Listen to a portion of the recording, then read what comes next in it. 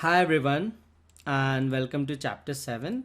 So chapter 7 is securitization and credit crisis of 2007. So we are going to discuss about how securitization works. So how do people create mortgage backed securities and asset backed securities, and how it led to the collapse of financial so-called financial world in 2007. So traditionally, banks have funded loans with deposits. So what does a bank do? It gets deposits from people. That money it uses by giving out loans. So on a deposit, bank has to pay, and on loans it receives. So once again, bank gets deposits from people, from individuals, right, or from corporations. It uses those deposits to give out loans. It can be a mortgage, car loan, personal loan, credit line, anything, right? Now it gets paid on those loans, and then it has to pay for those deposits, so it makes a spread. Securitization is a way that loan can increase much faster than deposit. So initially, what was the limitation? Bank can only give out so many loans as much as its deposits. So if RBC is getting $1 billion in deposits, it can only give out loans for $1 billion because it can just recirculate that money. But banks found a way to circumvent and start giving out more loans. So I'm going to open an Excel sheet and I'll explain it how that works. Okay, so let me close this one, open a new Excel, and then we'll discuss the securitization process.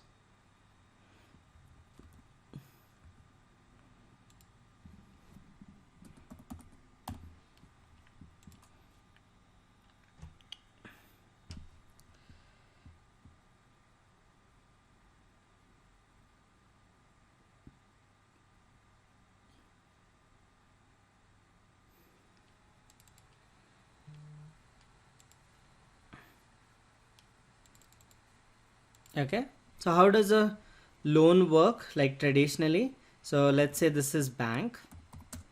Let's assume that it is RBC. It gets deposits from investors and it gives out loans to borrowers. So RBC gets deposits and then it gives out loan. So if it is getting $100 billion of deposit, it can give only $100 billion of loan.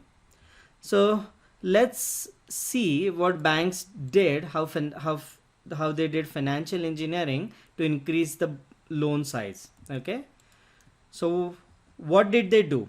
So they were getting deposits of 100 billion and deposits were growing each year, but they gave out loans of 100 billion. Okay, now what they did, from these loans, the loans that it has given, right, they created a securitized vehicle.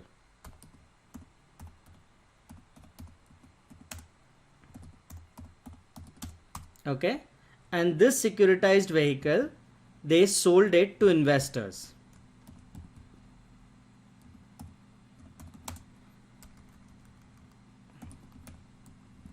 I'll give you an example.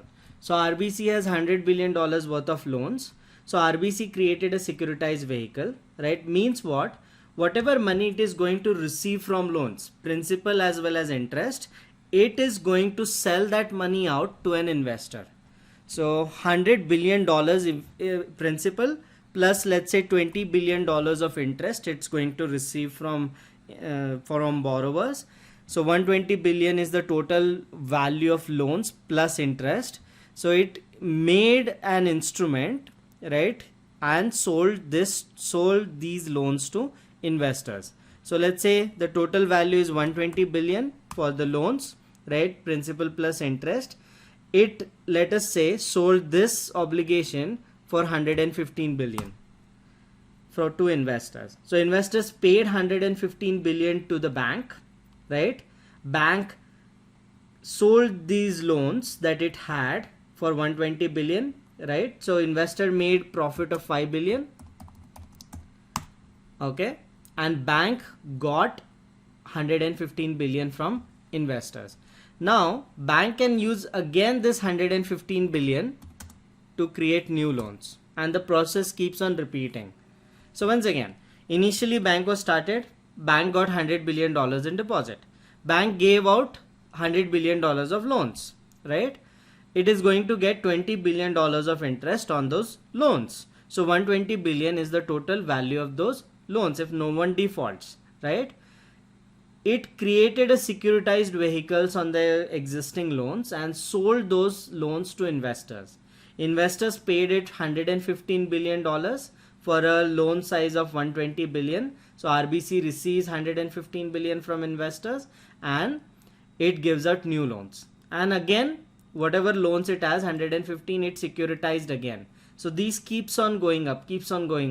So only for $100 billion deposit, eventually banks used to make 10 times loans of that deposit value by again and again securitizing loans it gives. And why would an investor invest?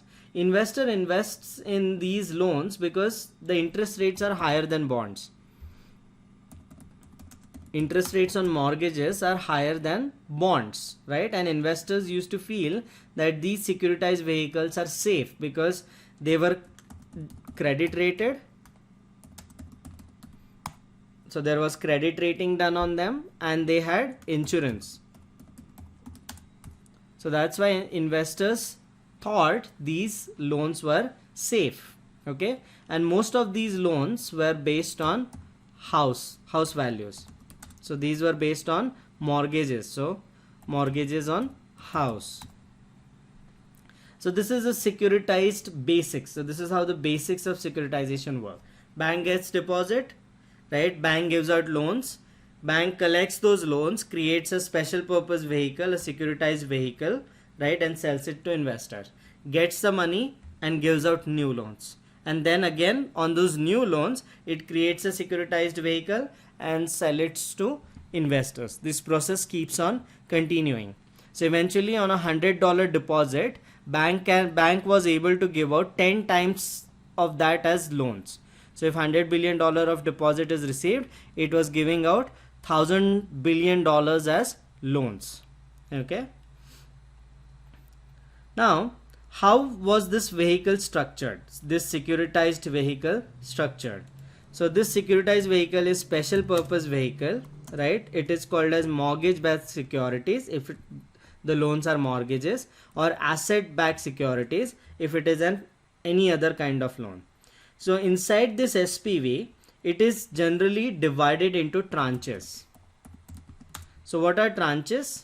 Tranches are levels of payment, priorities of payment. So there is a senior tranche,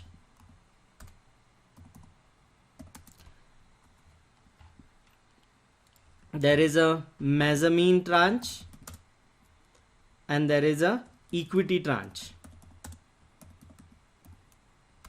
Okay, senior, mezzanine and equity.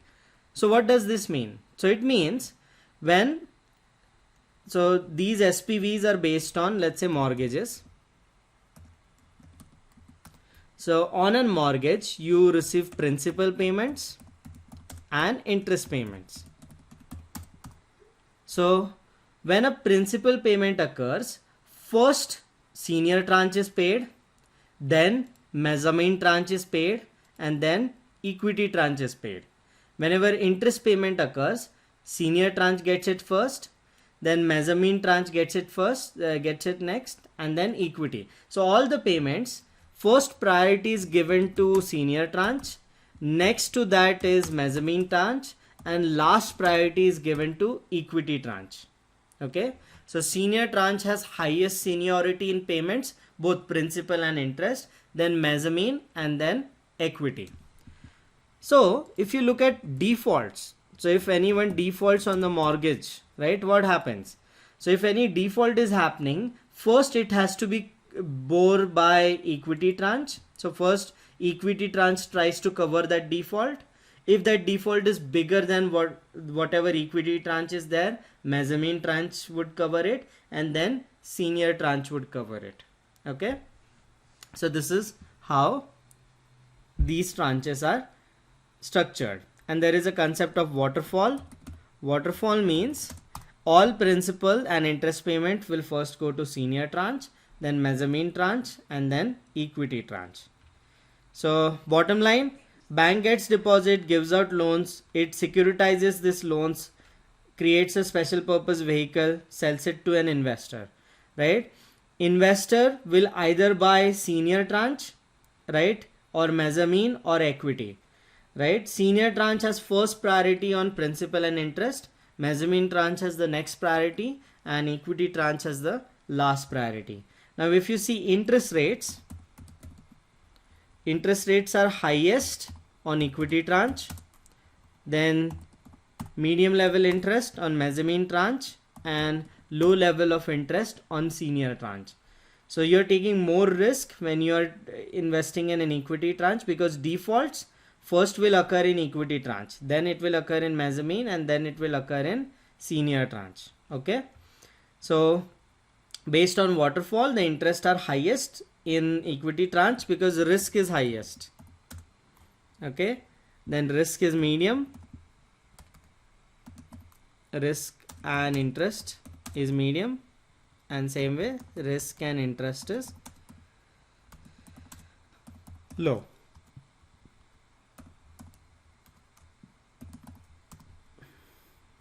So this is the concept of waterfalls. Okay,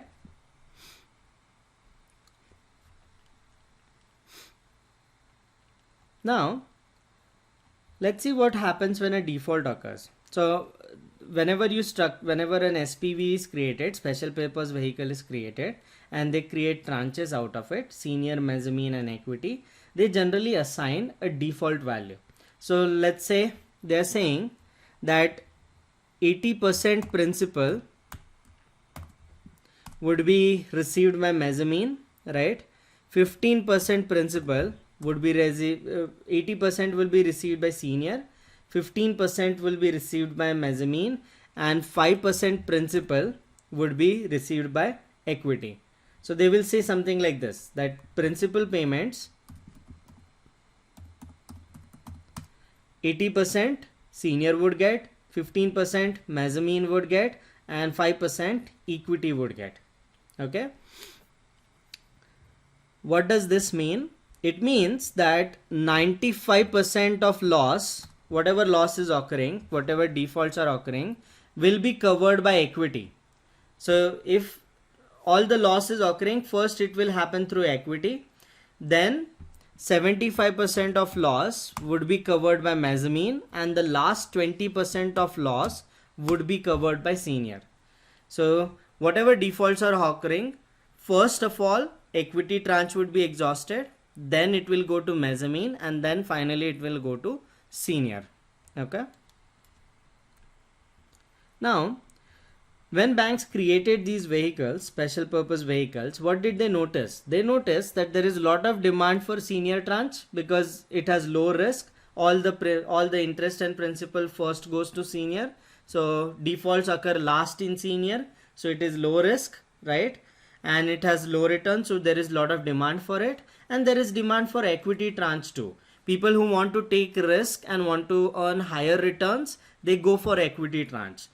Right, they know that defaults are highest, the probability of default is highest in equity tranche, but they still go for it because they want to take risk. So demand was highest for principal and for senior and equity tranche, but this was not getting sold. So there was a lot of issues with selling mezzanine tranche. So what they did, they created a new vehicle called as asset mortgage backed securities or asset backed securities, CDOs, collateralized debt obligations. Okay, what they did, they collected mezzanine tranches from different loans, so different SPVs. So we have RBC's SPV, we have Scotiabank's SPV, right? We had TD Bank's SPV, we had Citibank's SPV. So from all these SPVs, they collected their mezzanine tranches. So they collected mezzanine tranche from RBC. They collected mezzanine tranche from Scotia, TD and Citi, right? And then they went to credit rating agencies to get these mortgage-backed securities, CDOs, collateralized debt obligations, rated. Now, what did credit rating agencies saw? That this is a diversified group. It's like a mutual fund. It's a diversified group of mezzanine tranche. So the risk is low. Why? Because one bank may default. Loans of RBC may default, but possibility of all banks defaulting together is very low. So that's why they gave very high credit ratings to these instruments, and banks sold mezzanine tranche. Okay, so see how complex it is. First of all, bank created a vehicle where they can sell their loans to investors. So see how complex it is. First of all, bank was getting deposits. It was giving out loans. It took this loans, securitized it, created an SPV and sold it to investors. Now within this SPV, it created different tranches to appeal to different kinds of investor. Investors who don't like risk went for senior tranche. Investors who liked risk went for equity tranche. It started finding out that mezzanine tranche people were not interested in. It was not getting sold. So it created another vehicle for it. SPV, mortgage-based securities, CDOs, collateralized debt obligations. What it did, it investment banks collected mezzanine tranches from different banks, diversified the risk, and got a good credit rating from credit rating agencies, and then sold it to investors. So this is how the world was working, right? And everything was based on house values. The assumptions that banks made is value of house in America, home value in America would never fall. Home value would never fall. And it was such a system where there was a lot of agency problems. Agency problem means that agents that were giving mortgages were paid a lot of hefty bonuses when they gave mortgages. So they did not do due diligence. They didn't check income. They didn't check, like there were a lot of ninja roles, right? No income, right? No asset, no secured job, etc. So even people like that started getting loans because they could give subprime loans, right? And how did they try to hide the interest rates? So all these subprime loans, initially the interest rate was low, and after that the interest rate kicked in. So initially you could get loans at 1 or 2%, and then the interest rate jumped up to 6%, right? Which created a lot of issues later on. So there was a lot of agency problem. So people who were giving out loans didn't have best practices, were not ethical. Banks were not ethical. Credit rating agencies were not ethical because they were influenced by getting business from the banks. So there was an ethics problem there. Investors didn't have idea of all the risk because they assumed that mortgages would never default. So overall there was a lot of problem in the system. And then the house of cards started to tumble and everything went south. Okay, so house values started to go down, people started to default, and all these special purpose vehicles, mortgage-backed securities and asset-backed securities, eventually became worthless. And after that, lot of regulations were brought in. Okay, so let's go back to slides and cover it. Securitization is a way that loans can increase much faster than deposit. How is an asset-backed or a mortgage-backed security created? So you have different loans, loan 1, loan 2, loan 3, etc., like $100 million.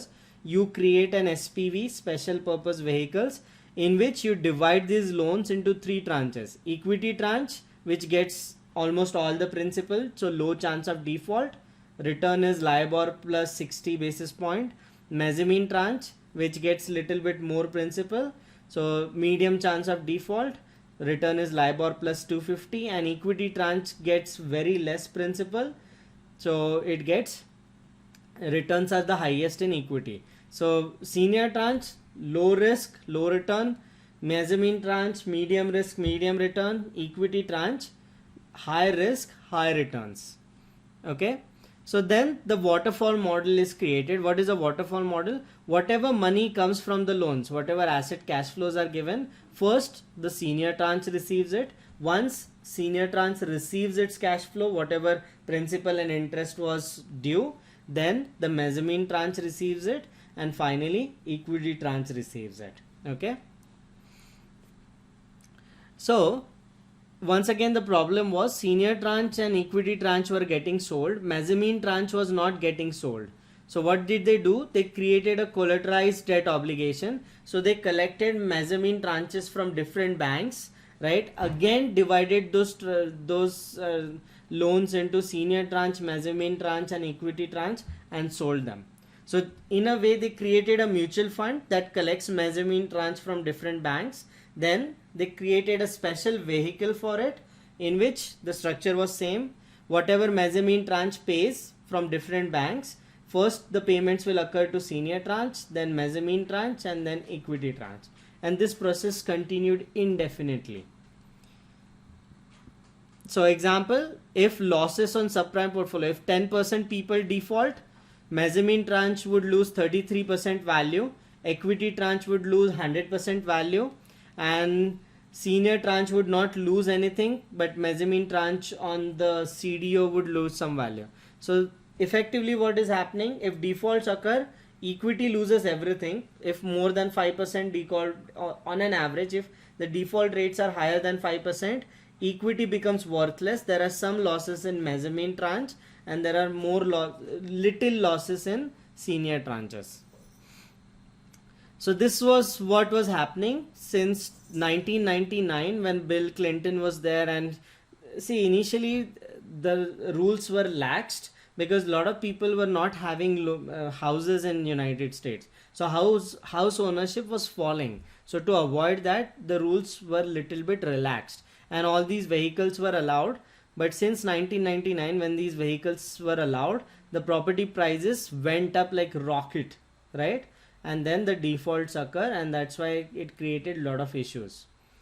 So what happened? Starting in year 2000, mortgage originated in United States relaxed their lending standards and created large number of subprime first mortgages. This combined with low interest rates increased the demand for real estate and prices rose. To continue to attract first time buyers and keep prices increasing, they relaxed lending standards further. Features of this market: 100% mortgages, ARM, teaser rates, ninja loans, liar loans, non-recourse borrowings. All these things were created, right? People were even given loans with 100% financing without putting anything down. And ninja loan is no income, no job security, no assets, right? Even people like that were given loans. Mortgages were packaged in financial products and sold to investors. Banks found it profitable to invest in AAA tranches because the promised return was significantly higher than cost of funds and capital requirements were low. In 2007, the bubble burst. Some borrowers could not afford their payment when the teaser rates kicked in. So teaser rate is initially the interest rates was low on these loans, but later on the interest rate went up. That's why the crash happened.